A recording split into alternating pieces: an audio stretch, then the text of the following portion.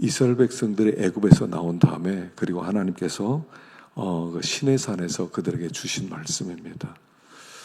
그리고 두 번째 선포된 말씀은 이스라엘 백성이 이제 40년 동안 그 광야 생활을 마치고 그리고 가나안 땅에 들어가기 전에 다시 한번 십계명을 반포합니다. 그래서 출애굽기 십계명과 신명기의 십계명은 내용은 같은데 배경이 다른 것입니다. 하나님께서 십계명을 주신 것은 우리가 십계명 후에 이렇게 이름을 붙였지만 원래 10마디 말씀 이렇게 나와 있습니다. 그래서 십계명은 먼저 하나님의 말씀으로 우리에게 주셨고 그 말씀이 신앙 공동체를 세우는 어떤 도덕률과 같은 것이다. 그래서 이것은 하나님이 우리를 복되게 하기 위해서 주신 것입니다. 어떻게 하면 애굽과 다른 생활을 할 수 있느냐는 겁니다.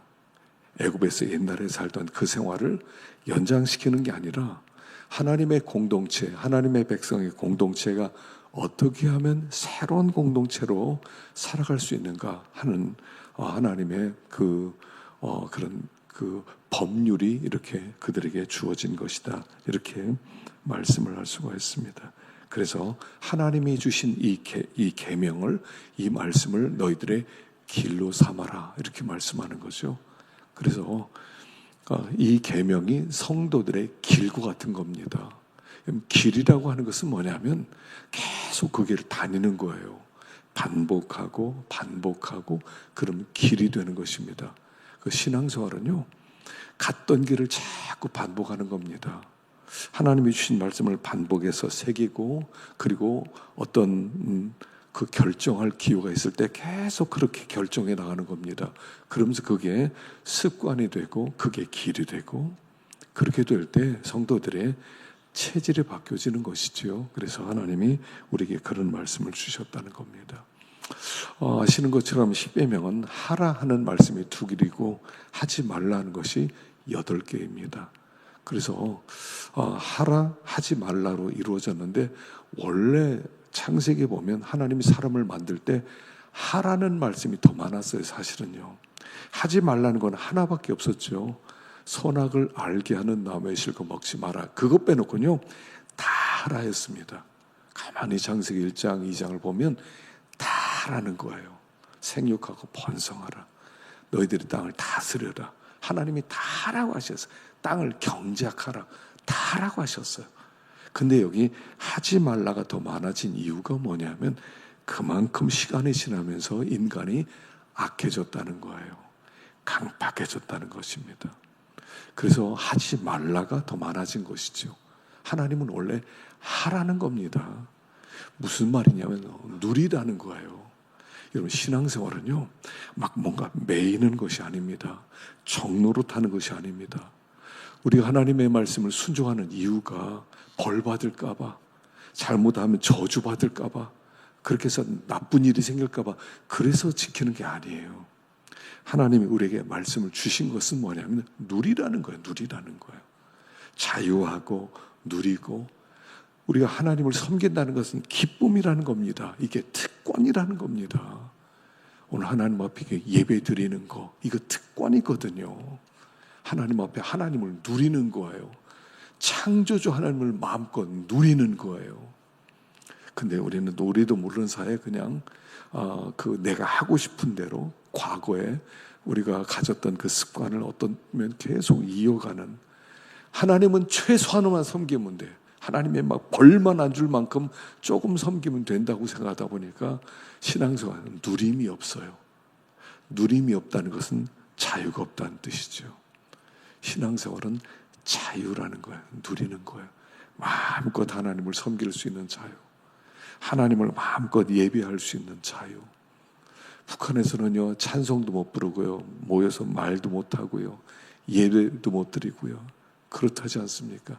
중동 지방에 있는 분들도 다 마찬가지고요. 예배를 드리고 하나님 앞에 나올 수 있다는 것은 특권이라는 거죠. 근데 인간이 악해짐으로 말미암아 하지 말라가 많아졌다 하는 것입니다. 자, 우리 7절 한번 보겠습니다. 7절 읽어보겠습니다. 시작. 나 외에는 다른 신들을 내게 두지 말지니라. 나 외에 다른 신을 내게 두지 말지라. 이 1계명은요, 모든 계명의 중심이에요. 1계명만 지킬 수 있으면, 1계명만 마음에 새겨지면 나머지 계명은 다 지키게 돼 있어요. 1계명을 우리가 잘 몰라서 그래요. 1계명. 나 외에는 다른 신을 내게 두지 말라. 무슨 말이겠습니까? 하나님만 참된 신이라는 거예요. 하나님만 참된 신, 하나님만 창조주, 하나님만 살아계신 분, 하나님만 만복의 근원, 하나님만 유일하게 우리의 섬김을 받을 유일한 대상자라고 말씀을 하는 것입니다. 이사야 45장 6절을 한번 읽어보겠습니다. 이사야 45장 6절 시작. 해 뜨는 곳에서든지 지는 곳에서든지 나밖에 다른 이가 없는 줄을 알게 하리라. 나는 여호와라, 다른 이가 없느니라. 대저 여호와께서 이같이 말씀하시되 하늘을 창조하시니 그는 하나님이시니 그가 땅을 지으시고 그것을 만드셨으며 그것을 견고하게 하시되 혼돈하게 창조하지 아니하시고 사람이 거주하게 그것을 지으셨으니 나는 여호와라, 나 외에 다른 이가 없느니라. 하나님께서요, 나 외에 다른 이가 없느니라. 나 외에 다른 이가 없다. 나만 유일한 하나님이다. 내가 창조자다. 너희들이 섬길 경배할 대상은 나밖에 없다. 의지하고 복줄 자는 나밖에 없다. 하나님이 그걸 선포하는 겁니다. 나밖에 없다. 어떻게 보면 우리가 믿음이 없다 하는 것은 뭐냐면 이걸 못 믿는 거예요. 참 우리가 믿음이 없습니다. 이걸 못 믿어요.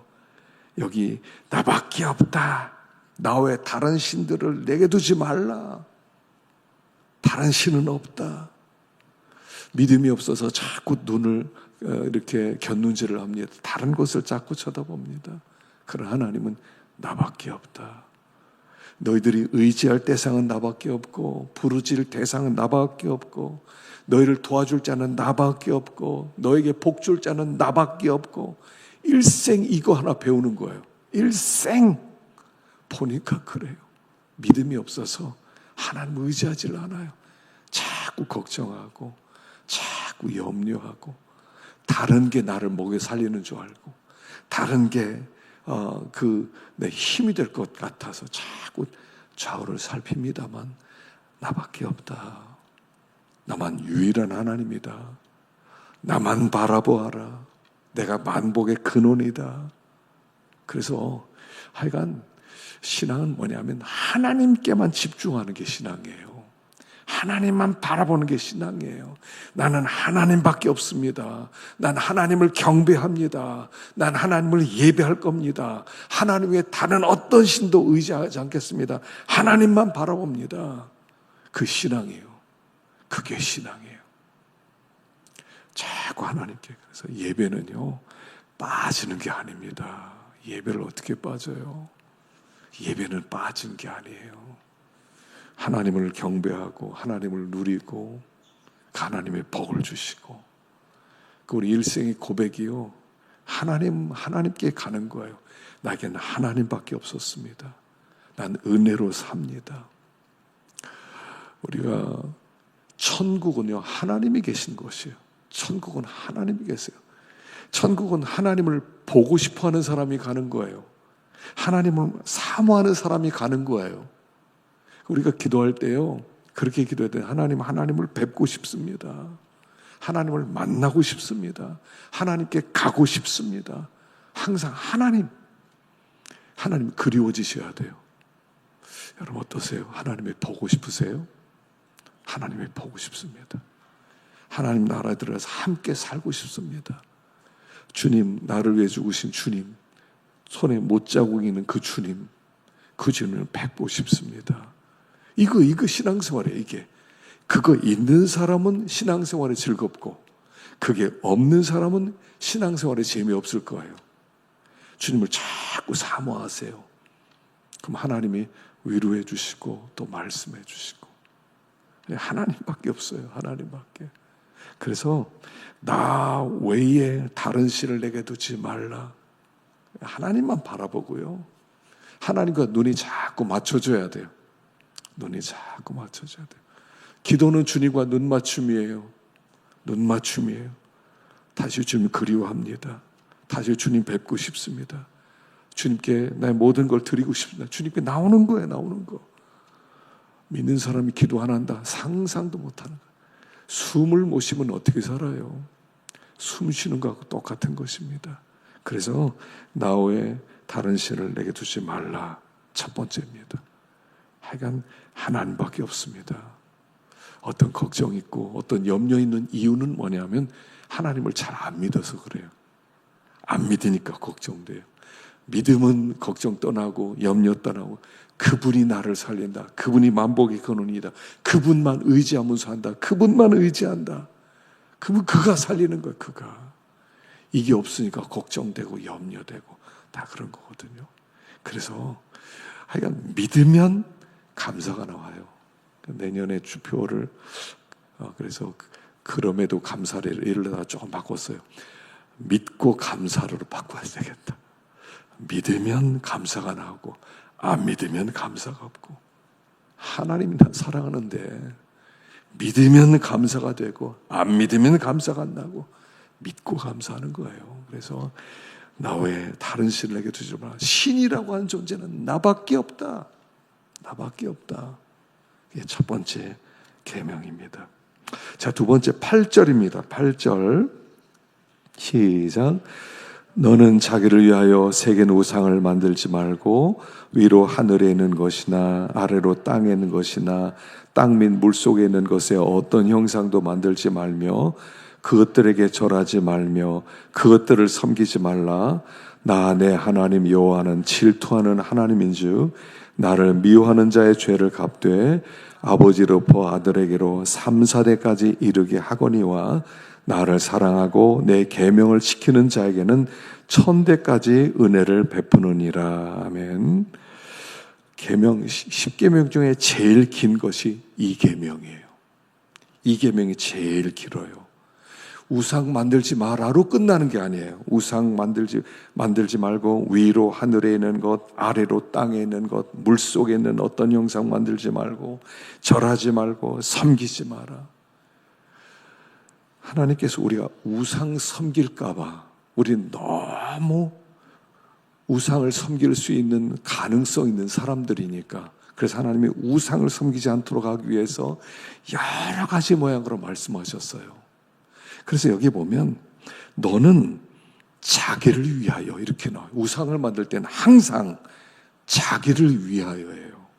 자기를 위하여 우상 만들지 마라. 자, 신앙생활은요. 하나님이 우리를 창조하셨어요. 목적을 가지고 창조했단 말입니다. 우리가 이 땅에 존재하는 이유는 목적이 있는 거예요. 목적 없이 존재하는 게 뭡니까 도대체? 목적에 있어서 만들어진 거예요. 그러니까 하나님은 목적이에요. 하나님을 영화롭게 하기 위해서 나를 창조하셨어요. 그러니까 나는 하나님이 목적이에요. 그리고 나는 뭐예요? 수단이에요. 하나님은 나를 통하여 하나님이 영광 받기를 원하세요. 우리의 목적은 하나님이세요. 어떻게 하나님을 높이지? 어떻게 하나님을 기쁘시게 해드리지? 이게 우리의 목적이에요. 근데 우상은 뭡니까? 자기를 위하여예요. 목적이 나로 바뀌었단 말입니다. 하나님을 위하여가 아니라 나를 위하여 내가 목적이 되고 하나님을 수단화시키는 게 우상이에요. 하나님이 목적이 돼서 하나님이 기뻐하는 일이라면 이것도 하고 저것도 하겠습니다. 그게 우리의 삶의 목적인데 하나님 저를 위해서 이것도 해주시고 저것도 해주세요. 할 때 그것이 우상이 되는 것이다 하는 거예요. 신앙은 하나님의 목적이에요.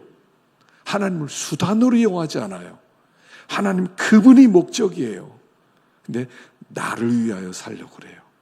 세상을 바라보면서 나를 위하여 살라고 그래요. 자, 그러면 어떤 일이 벌어져요? 여기 자기를 위하여 우상을 만들면 여기 10절 뒷부분에 보면 나는 질투하는 하나님인데 나를 미워하는 자의 죄를 갚되, 나를 미워하는 자의 죄를 갚되.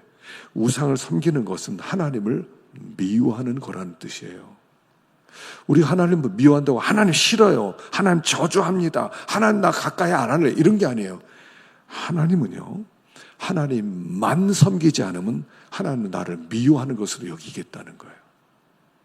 하나님만. 우상을 섬길 때 사람은요 항상 이렇게 생각해요. 하나님도 의지하지만요, 세상 살려면요 하나님만 의지 안 돼요.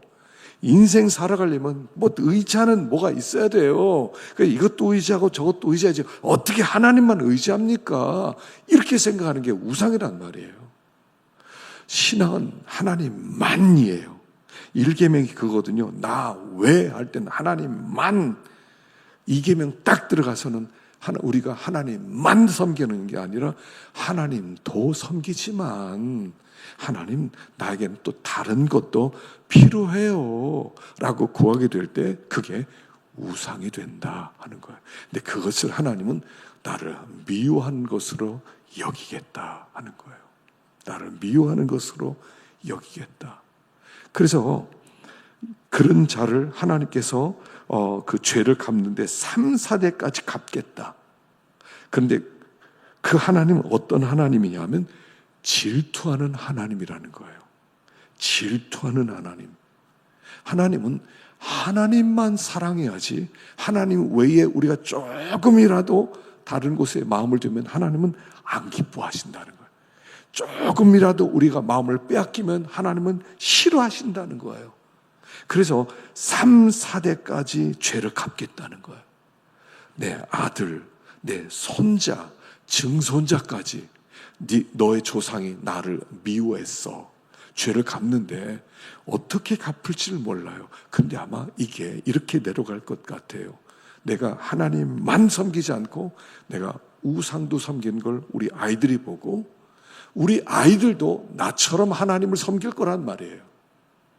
내 자식이 복 받으려면, 여러분, 복은요 하나님만 섬기면 복 받습니다.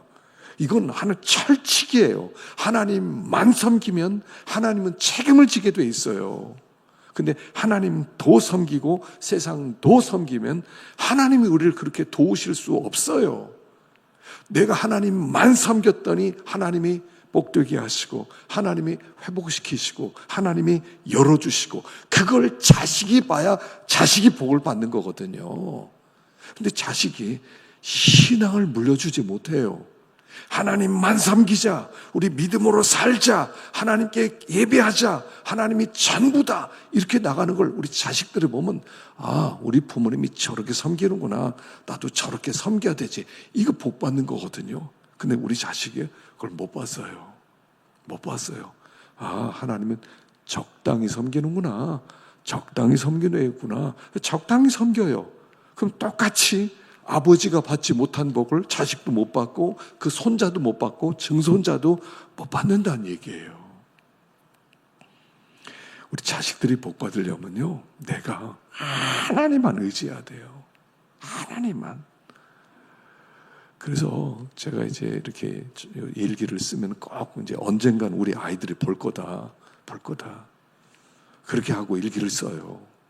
매일 쓰지 못하고 물론 어떤 때는 이렇게 떼먹기도 하지만은 그때 이건 아이들이 본다 그러면서 정말 이렇게 있는 그대로 순수하게 써보려고 애를 써요.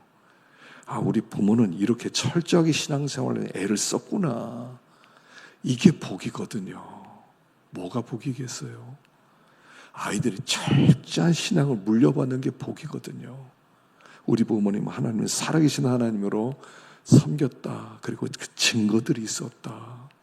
그게 아이들의 복이 되거든요. 그래서 여기 보면 죄를 갚는데 아버지로부터 아들까지 3, 4기 이르게 하고 나를 사랑하고 내 계명을 지키는 자, 그것은 정말 돈독하게 하나님을 사랑한 자를 얘기하죠. 그런 자는 1000대까지 은혜가 내려가요. 1000대까지. 하나님만 섬기면 그 자식이 그걸 보고 그 손자가 그걸 보고 증손자가 그걸 보고. 여러분, 복은 다른 거 없어요. 믿음이 복입니다. 믿음이 복이에요. 하나님을 잘 섬기면 아이가 복을 받고, 내가 잘못 섬기면 아이가 복을 받지 못해. 그래서 하여간 우상을 섬기지 말고 하나님을 목적화시켜서 하나님께 영광을 돌리고 믿음으로 살고, 그러면 삶의 증거들이 나타날 겁니다. 증거들이 나타나요. 반드시 나타납니다. 와, 은혜 베풀어 주셨네. 와, 은혜다. 하나님이 이 은혜 베풀어 주셨네. 이런 간증을 하게 만들어 주실 것이다 하는 것입니다. 그래서 우상을 만들지 마라 말씀합니다. 세 번째 11절입니다. 11절 시작. 너는 내 하나님 여호와 이름을 망령되이 일컫지 말라. 나 여호와는 죄 없는 줄로 인정하지 아니하리라. 여호와 이름을 망령되이 일컫지 말라 그럴 때, 망령되이 이런 건 헛되게, 헛되게 아무 쓸모없이, 유익이 없이 이렇게 일컫지 말라 이런 뜻입니다. 자, 망령되이 일컫는다는 것은 뭐냐면요, 우리 하나님의 이름, 하나님은 어떤 분입니까? 하나님은 이름이 있어요. 여기서 말하는 하나님의 이름 할 때는 우리가 크게 한 가지밖에 없어요. 사실은요, 하나님은 창조주세요. 하나님의 대표적인 이름은요, 창조주 하나님이세요. 창조하시고 관리하시고 다스리시고 보존하시는 유일하신 하나님이세요. 예수를 믿는다는 것은 우리가 그 창조주 하나님을 잃어버렸다가 예수님 때문에 다시 창조주 앞으로 돌아오는 것을 얘기하거든요. 아, 하나님은 세상을 창조한 하나님입니다. 나의 아버지십니다라고 고백하게 되는 거예요. 그래서 하늘에 계신 우리 아버지 하고 주기도문을 시작하지 않습니까? 우리가 하나님을 믿는다 그럴 때는 한 가지요. 그분은 우리의 창조주시다. 창조주시다. 구원주시다. 한 가지예요. 그분은 왕이시란 얘기예요. 창조주라고 할 때는 그분은 왕이라는 뜻이에요. 모든 것의 주인이라는 거예요. 그러니까 주님, 주님 이렇게 부릅니다. 주님. 이제도 계시고 전에도 계시고 장차 오실 하나님이 영원한 하나님, 주라는 이름이에요. 그게 주. 그래서 우리가 주님의 이름을 부릅니다. 그런데 주님의 이름을 헛되이 부른다는 거예요. 자, 이사야 48장 1절 말씀 읽어보겠습니다. 시작. 야곱의 집이여 이를 들을지어다. 너희는 이스라엘의 이름으로 일컬음을 받으며 유다의 허리에서 나왔으며 여호와의 이름으로 맹세하며 이스라엘의 하나님을 기념하면서도 진실이 없고 공의가 없도다. 이스라엘 이름으로 일컬음을 받고 유다의 허리에서 나왔고 여호와의 이름으로 맹세하고 이스라엘 하나님을 기념하면서도, 기념은 예배한다는 거죠. 예배하면서도 진실이 없고 공의가 없도다. 하나님을 창조주, 주님, 왕, 주군 이렇게 부르면서도 그 앞에 진실함이 없고 의로움이 없다는 거예요. 이게 헛되게 섬기는 겁니다.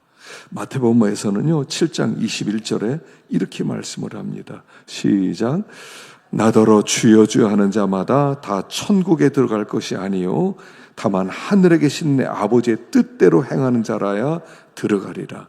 주여 주여 하는 자마다, 이 주여 주여 할 때는 창조주를 얘기하는, 창조주 하나님, 구원의 하나님, 전능하신 하나님, 사랑의 하나님, 능력의 하나님 이라고 부르면서 뜻대로 살진 않아요. 그게 여호와 이름을 망령되이 일컫는 것이다 하는 거예요. 그래서 여호와 이름을 우리들이 망령되이 일컫지 않는다는 것은 뭐냐면, 첫째는 그분을 왕으로 모시는 거예요. 당신은 나의 왕, 나의 주님이십니다. 당신은 절대 주권을 가진 절대자이십니다. 그러니 난 당신 앞에 굴복합니다. 그분 당신 앞에 순종합니다. 당신의 말씀이라면 나는 그 말씀이 어떠하든지 그대로 순종하겠습니다. 이것이 여호와 이름을 망령되이 일컫지 않는 거예요. 우리가 주여 주여 하면서 주님은 왕이지만 내 마음대로 해, 내 뜻대로 해, 말로만 주여 주여 하고, 그리고 하고 싶은 대로 다 하고 살아간다면 망령되 일컫는 거라는 거예요. 두 번째는 그겁니다. 여호와 이름, 하나님 앞에서 이제부터 예수를 믿으면 주님과 우리는 어떻게 됐습니까? 연결된 존재예요. 연합되었어요. 성도는요, 연합된 자예요. 이제 좋든 싫든 하나님과 나는 하나로 연결되었어요. 하나님의 이름으로 일컬음을 받은 백성이 됐단 말입니다. 가는 곳마다 저 예수 믿는 사람입니다. 저 사람 교회 다니고 하나님 섬기는 사람입니다. 그리고 바라본단 말이에요. 그러면 어떻게 해야 돼요? 나는 이제는 하나님 이름과 나는 뗄래야 뗄 수 없어요. 하나님 이름과 뗄래야 뗄 수 없어요. 어떤 때 혼자 그냥 하나님 없이 그냥 죄 짓고 싶어요. 하나님 좀 저쪽 가겠어요. 내가 좀 죄 좀 짓고 올게요. 그러고 싶어요. 그럴 때도 있어요. 근데 하나님 아니, 나 같이 가야 돼. 하나님 이름이 붙어 있단 말이에요. 뭘 잘못하면 하나님의 이름이 욕을 먹는단 말이에요. 그렇기 때문에 성도들은 진실해야 돼요. 그래서 여기 진실이 없고, 그리고 진실해야 돼요. 여호와 이름을 망령도 일컫지 않는 거예요. 예수님과 하나님과 우리는 하나 되어 살아가요. 사람들이 우리를 보면서 하나님을 생각해요. 저 하나님을 섬기는 사람이 어떻게 저럴 수가 있단 말인가. 여호와 이름을 망령되이 일컫는 일들이 얼마나 많이 있습니까? 어떤 때는 우리도 여호와 이름을 망령되이 일컬었어요. 그런 사람을 어떻게 하냐면 죄 없는 줄로 인정하지 아니하리라. 이거 강조법이죠. 부정형으로 표현하는 것은 죄 있는 자다라고 말씀하는 거예요. 하나님이 싫어하신다. 하나님이 싫어하신다는 거예요. 죄는 하나님이 싫어하신다는 거예요. 나 그거 싫어. 여러분, 하나님이 싫어하시면요, 어떻게 된다고요? 기쁨이 사라져요. 기쁨 사라진 거 뭐 별거겠냐? 기쁨이 원래 없는 게 아니에요. 성도가 기쁨이 사라진다는 건요, 정말 답답합니다. 영적 우울증이에요. 성도는 기쁨이 있어야 되거든요. 찬송이 나오고, 기쁨에서 자유롭고 편안해지고. 기쁨이 없어요. 얼굴 보면요, 기쁨이 없어요. 내가 내 얼굴 보더라도 기쁨이 없어요. 하나님이 안 기뻐한다는 거예요. 그건 죄야. 죄야. 여호와 이름을 망령되이 일컫기 때문에 내가 싫어.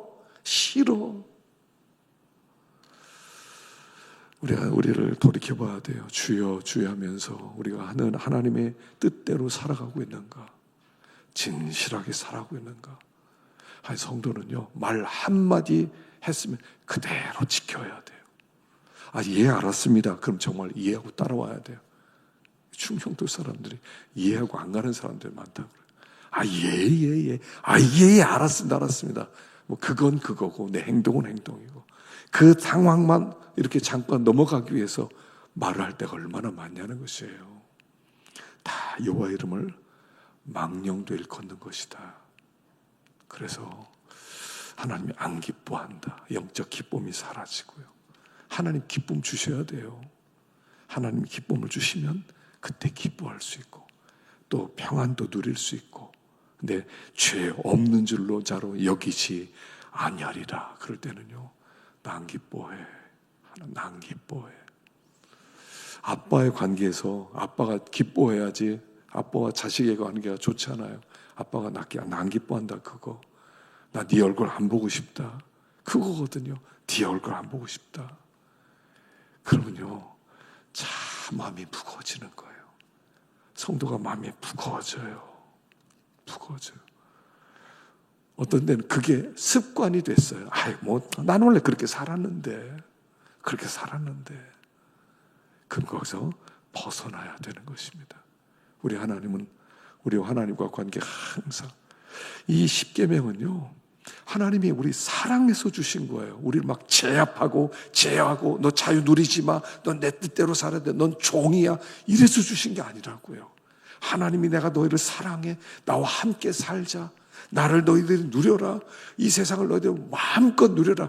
그래서 주신 말씀이란 말이에요. 여기서 떠나면 너희들이 이걸 누리지 못한다. 이걸 누려라 해서 주신 거거든요. 그래서 이 말씀을 하나님이 우리를 사랑하는 말씀이다 이렇게 믿으면 우리가 새 힘이 돋고요. 또 심령이 새로워집니다.